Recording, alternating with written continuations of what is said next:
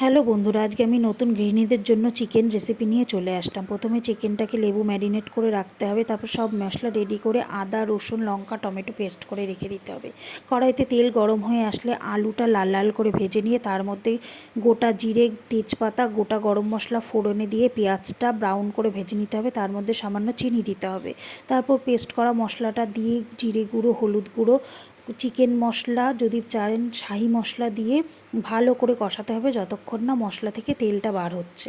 তেল বার হয়ে আসলে চিকেনটা দিয়ে লবণ দিয়ে তার সেটা ভালো করে তেল ছাড়া অবধি নাড়াতে হবে। যতক্ষণ না ভালো করে না কষছে ততক্ষণই নাড়িয়ে যেতে হবে। তারপর সেই চিকেনের মধ্যে ভেজে রাখা আলুগুলো দিয়ে ভালো করে কষিয়ে 5-7 মিনিট কষিয়ে আপনি গরম জল তার মধ্যে অ্যাড করবেন। যে যেরকম ঝোল খেতে পছন্দ করেন সেরকম জল অ্যাড করতে পারেন। অবশ্যই গরম জল হলে টেস্টটা ভালো হয়।